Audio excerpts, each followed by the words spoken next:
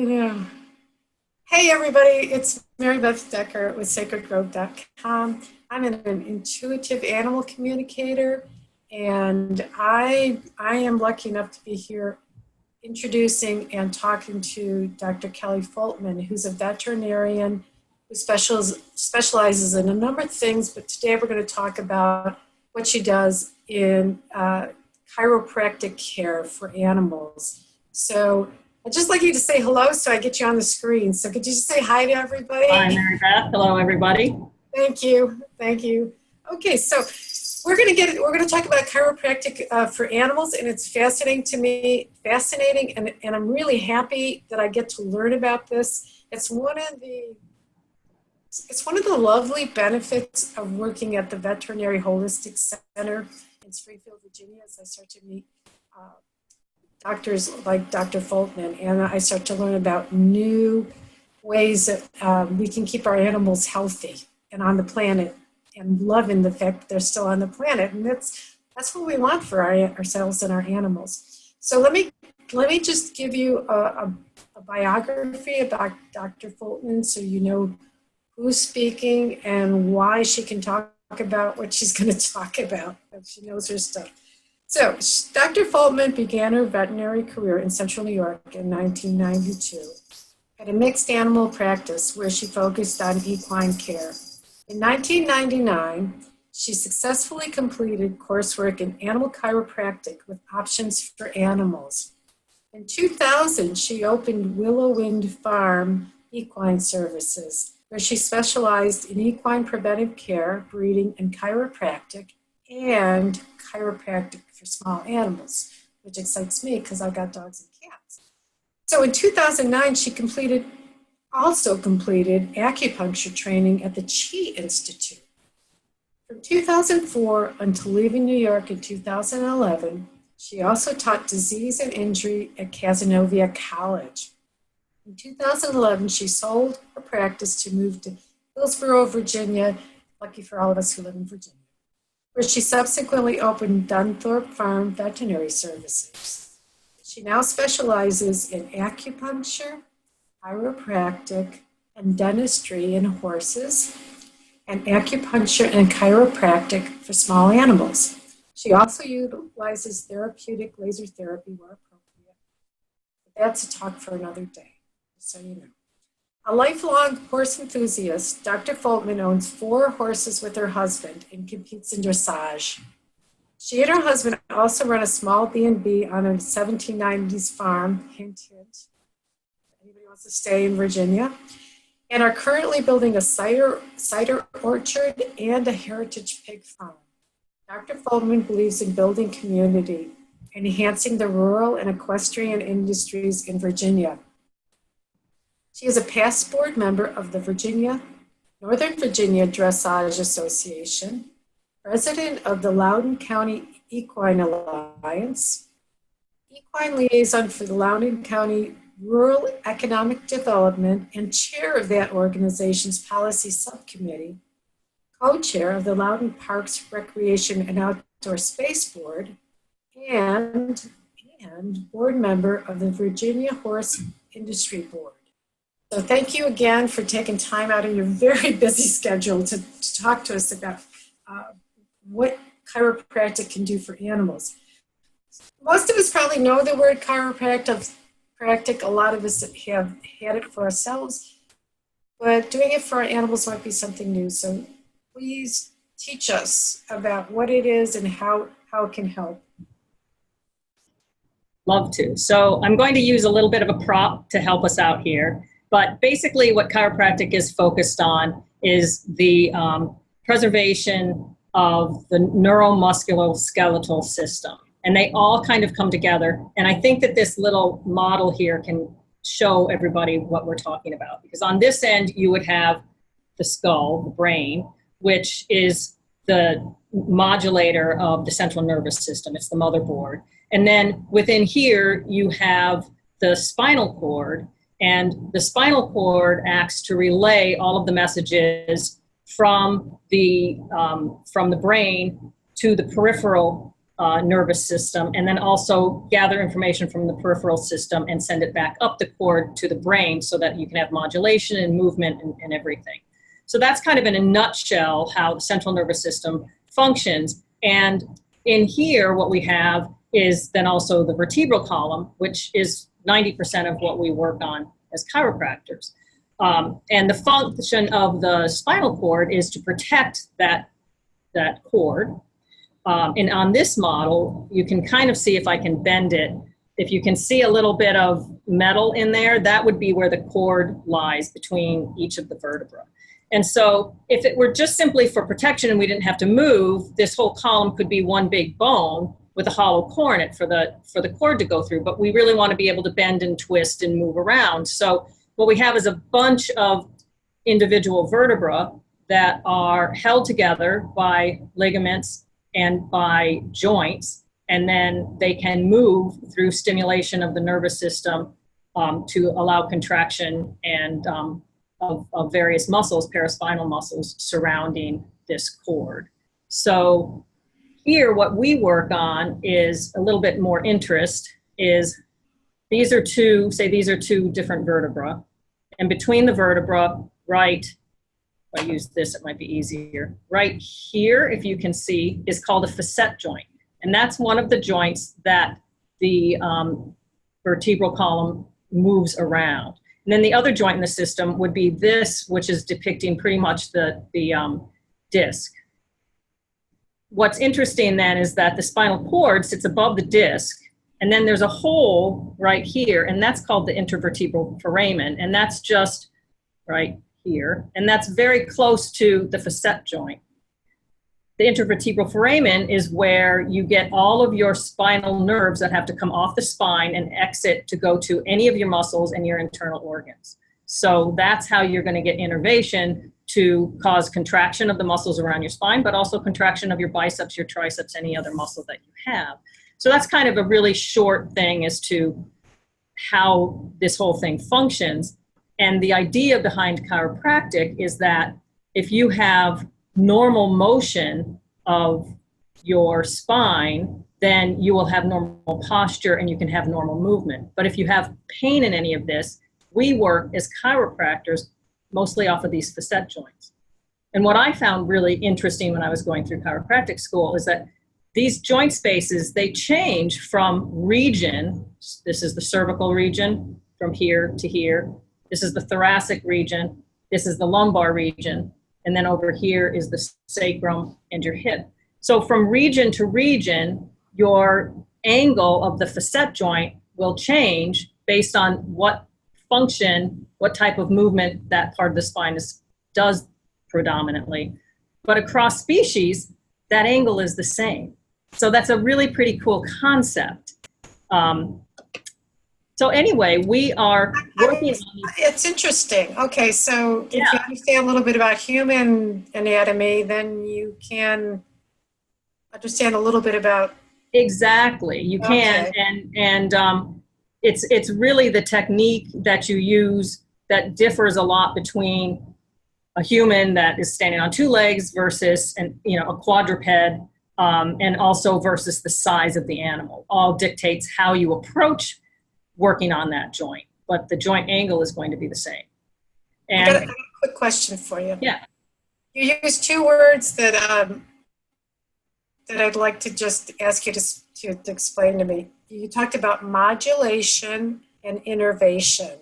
Now, I think I know innervation, but I'm not sure what you meant by modulation. And if it's okay, I just want to ask in case anybody Well, basically, else. I think when I was talking about that is that you're getting sensory input from, say, your fingertips or say from your feet that you're now on uneven ground. And that information is sent up the spinal cord, and it has to be modulated in a sense that the brain has to perceive that and say, oh, okay, there is a difference. And all of that is going on really without you having to think about it. And that's why you don't end up tripping. So in that sense, that's what I was referring to as some modulation. But it's just, I just really want to have you understand where the central nervous system is in a function and how it relates to chiropractic in the physical sense. And what can happen when you get these joints, just like the joint of, your knee, you can get pain in there, and pain in a joint. You have a lot of nerve endings within the joint capsule that causes pain. Whenever you have pain, then your muscles tighten up as a way of trying to protect yourself. That can create more pain and stiffness. And then what happens when it's in the spine is, if I had pain in my right lower back, I might then try to lift my right hip as a way to release some of the tension on my spasming muscles.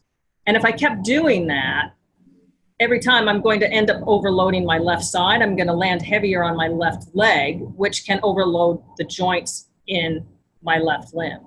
So that's sort of how the body compensates for pain in here. And what can happen down the road is we can create additional problems in the animal, in the person, if we don't correct spinal problems and spinal pain. So what we're working on is to enhance the motion around each of these joints so that they move properly, so that it has the freedom to move properly without pain and without restrictions. So that way the rest of the body can move properly and to its best function. And the other thing is that we can potentially reduce then inflammation and any arthritis of any of these joints, but also of the areas that are allowing your nerves to exit the spinal cord. So that's sort of a quick little what we're working on and where these various things are. So can I ask if, for what you're saying is, and I'll be really simplified here, a healthier spinal cord, may lead to less arthritis as you grow older? I mean, it's correct, because you're moving more efficiently, you're moving more correctly, and so the more correctly you can move, then the less strain you put on the rest of your body. If you look at somebody that, say, has a cast on their leg and they can move, but they're limping, usually within some period of time, their back is going to start hurting. And during the real early part of what we call the acute phase of that, you have a lot of pain, but then that sort of subsides and you get accustomed to moving the way you had moved to alleviate some of that pain. You start to think that that's normal, even though it's not normal. And that's where you get more wear and tear on your body. So the more that we can make the animal, since I'm only dealing with animals, the more that we can make the animal move correctly, the less wear and tear we have on the joints in the body. That's actually good news. I mean, that's actually good news that it's not inevitable, Well, aging is getting old is inevitable, but how badly it is inevitable. But if we can make things, if we can improve things and make the process less, slow down some of those aging processes, yes, I do think that can help the longevity comfort level of the animal. Yeah, and that's what we're looking for. Thank you. Right. That's really clear. Thank you so much. So what kind of animals do you work with? Who are your typical patients? So my practice is about 70% horses. A lot of those horses are competitive horses, but a lot of horses are trail horses. I have some great trail riding clients that realize that they put their horses through a lot, going up and down the hills of Virginia and whatnot, and rocky areas. And so they tend to do better if they are worked on chiropractically. For small animals, and the thing is that the competitive horses, they found out about this very quickly. There's just such fine lines in competition between winning and losing. And if you are moving more correctly, you're taking less time to either race, to finish a race, or it's easier for you to complete a task. If it's dressage, you're easier to follow the movements of the rider, and then you have a better test. So in the competitive world, people find out faster. The small animal competitive world was a bit slower than the equestrian competitive world, but then they were the next group to come aboard. And I would say that agility people, were very, it's another sport where it's timed, and I will have good clients tell me, my dog is suddenly, she's been great, but having difficulty coming into the weaves, or, having trouble getting over the A-frame, whatever that is. And sometimes that tells me a little bit about what to expect with that animal. So I do a lot of competitive animals. I do more and more dogs and cats and horses that have had injuries. I do have veterinarians that start to refer to me post-injury to help with the healing process. And then I get a lot of geriatric animals, and that can still help. I just wish that I had started seeing them earlier, because I think that, as we were alluding to earlier, I don't want to wait until we get to that end stage crisis mode, because I always feel that, yes, I can help them and help them feel better now. But I think if we had started earlier, things could have had a better outcome, or this situation would have been less, or would have come along much later in their life. So I would encourage everybody to start earlier than later. Yeah. Well, so what are we looking for? So, you're talking to a dog and cat person who's slowly learning about horses.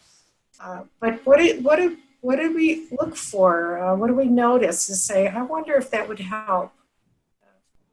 Yeah. So for the dog and cat owner, if you just look at your animal as they're moving, they should move in a straight line. So if they are moving with their front end at one direction, and their hind end is following what we call one track over. So if the left hind leg is more following the right front leg instead of the left front leg, so they're kind of moving in a bit of an arc, that's not normal. That's not efficient motion. If you see them moving from the back, and you're looking at what we call their top line, and one hip is not moving as evenly, that's a little bit more difficult to see, but that's another great sign. And from the side, you might see a dog that ends up getting what we call like a kyphosis of the spine. So just to go back to this, if the spine might just start looking a little bit like this, and that can certainly be an indication that we need to work on them chiropractically to kind of relax that and get the correct tension back of the upper and lower paraspinal muscles. So those are all easy things. The other thing would be, a slight head tilt. A really obvious head tilt might be more of something that you want your regular vet to clear. And if there's ever any other concerns, I always like to work with the traditional veterinarian to make sure that there's not something more going on. And when I examine that animal, if I do feel that there's something that's going on that is an issue that's not strictly chiropractic, I will always refer them back to their regular veterinarian to have that looked at. So that's kind of how people can start to look at Thank you. That was great. Yeah.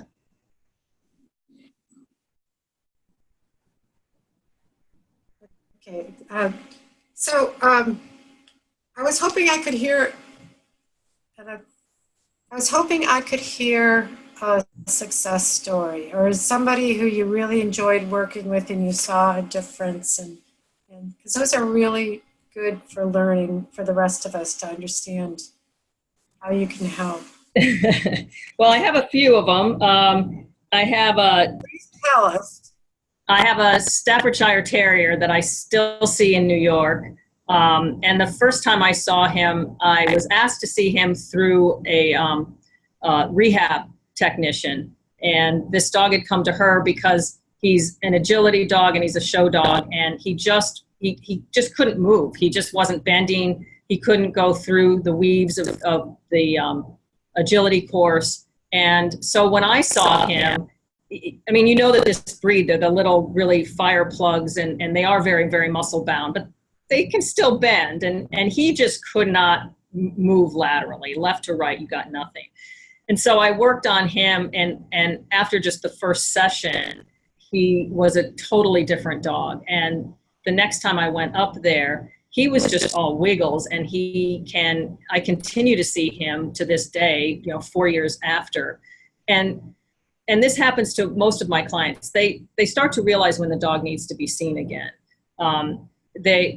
They'll pick up on small issues that the dog might have, especially if they're a competitive dog. And since this dog is also a show ring dog, she notices that he is better if I can adjust him prior to going into the show ring, because he's standing more correctly, he's moving off more correctly. So that's kind of a fun guy, because he's just such a nice dog. And to see something that goes from really almost like a spine that has no joints in it, doesn't want to bend at all, to a dog that can have normal range of motion is a lot of fun. It's got to feel better too. Oh, thank you. That's a great one. Yeah. Got another one for us? Anything pops? Well, I still at the Springfield office that you and I share, I have a wonderful little miniature poodle who came to me. He had a cruciate injury, and he's a small enough dog, and the injury wasn't too severe that they really wanted to try to avoid doing surgery. So started working on him with chiropractic. I did do acupuncture, and that really helped him to get through everything. And he went from basically toe touching lame to running around, and it would be hard for anybody to even know which leg that he had a problem in. And those clients come to me at about every 4 to 5 weeks. We tried to press that out a little too long, and they found out that, oh, that's not a good idea. And he had a little bit of a crisis, and I had to see him weekly for a little bit just to try to get everything back in. And now, as I say, 5 to 6 weeks out, I usually will do chiropractic and laser on him, just to re-laser that injury to make sure that we don't have any inflammation and recurrence there. Okay, and cruciate injury tell me where that is. Where's the... So the cruciate is in the stifle, and what lay people try to think about as the knee. It's in the back leg. Okay, thank you. I was thinking that, but I wanted to make sure. Yeah. So, and that's the ACL is the anterior cruciate. That's what a lot of sports injuries in people. It's a big sports injury in dogs, and just also different breeds of dogs tend to get cruciate, more prone to cruciate injuries. Okay, thank you. That helps. So, when we were talking the other day, I loved your philosophy of doing what works, no more, no less. Tell me a little more about that, would you? Yeah. So I always like to, if I have my choice in what I'm doing, and I always have to work with the client, because I do get some clients that only want chiropractic or they only want acupuncture. But if I have my choice, I like to evaluate the animal, the dog, the horse, the cat, see how they're moving, get my hands on them first chiropractically. Maybe that's because I was first trained in chiropractic, but I feel that really gives me an idea of what's going on. And I will adjust them chiropractically, and then I'll reassess how they're moving, and reassess, do they have any areas that are still tender? Do I feel like they are completely better? If they are, then I will talk to the client at that point and say, this might be all we need to do. One chiropractic is not going to cure anything, because we're dealing with the muscular system as well. And what happens, even though I'm making minute changes to each of those little facet joints that I showed you, you have muscles surrounding those, and those muscles will get a little bit sore, and they will end up creating the chiropractic what we call as a subluxation again. So we usually end up having to do them at least one more time if it's just, say, an acute injury, depending on what the problem is. Other animals need to be done more frequently. It depends on what's going on. In other cases, I may know that there's another condition with the animal, or that the animal is painful. So if I know that an animal has had a prior injury somewhere else, I may say, let's do some acupuncture as well. It works great to help with other injuries, other disease processes. If the dog also has some skin problems or whatever else that they might have going on, I can tackle that as well. And the nice thing about adding that to the chiropractic is it helps reduce any of that muscle spasming, so it lengthens the time period that I have between adjustments. How interesting. And then if I just have one small area that I need to focus on, I may just, instead of doing acupuncture, I may just do the laser as a means of, again, reducing any pain, increasing the healing. So that's how I like to look at it, and I like to discuss it with the client as I'm doing it, so that we can all make the right decision for the pet. Thank you. That was wonderful. That just gets me thinking about my guys and watching, keeping a closer eye on how they're walking and how they're doing. Yeah, I appreciate that. Is there anything else that I should have asked and forgot to? And I am going to ask you how do we work with you? But first, I just want to say, is there anything else that you'd like to share with us? I think you asked some good questions. I think that really any animal can be evaluated for chiropractic. It's very difficult for me to look at a dog or any animal and say, oh, without having my hands on them, I can't tell them if they do or don't need chiropractic. So you're not coming in for an exam to know, do they need chiropractic or not? They're going to get a chiropractic treatment unless I happen to see that the reason you're bringing the dog in has nothing to do with chiropractic and they need to go back to their regular vet. And I've had that happen before. If I see a severely neurologic dog or a dog that has, an injury that requires a traditional veterinary medicine, I'm going to say, we need to get that looked at first. Maybe chiropractic can help you down the road, or my other modalities that I do, but first we need to do this other thing. But I can't just look at the animal and say, you don't need chiropractic. Pretty much, I need to get my hands on the animal and do the adjustment at the same time. And then I can say, yeah, they were pretty good. Or they had a lot of little things that I had to work on. This is where I needed to focus. Okay, thank you. That really helps me understand how this works. Well, tell us where do you work and how do people get to work with you? For small animals, I work out of my farm in Hillsboro, and then one day a week, Monday afternoons, I go into the Springfield office that you and I share. Yes. And yes, it's a wonderful place, and we have a great group of people that we can all work together with. So if there's another person that's in there, that's the nice thing. I think we all kind of share clients around as we feel that somebody else may be able to help that pet's problem, more than one of us can. So that's our other location. Okay. And you also, am I hearing that you travel to see horses if they need? Yes, most of my horses I do travel with to go to see. Horses can come to my farm. I have an office set up to see them.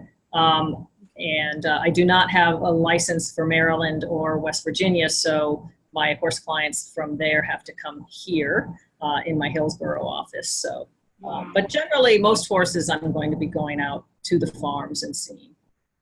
And I've got your contact email and phone number, and it'll be posted underneath the video here so Wonderful. People can find you. So this has been great. Thank you so much for taking the time again, and hopefully I'm not the only person who's now smarter about chiropractic for our animals and when we should use it, and how you could be of help to us. Thank you so much, Dr. Foltman. My pleasure. Nice to talk to you. You too. All right.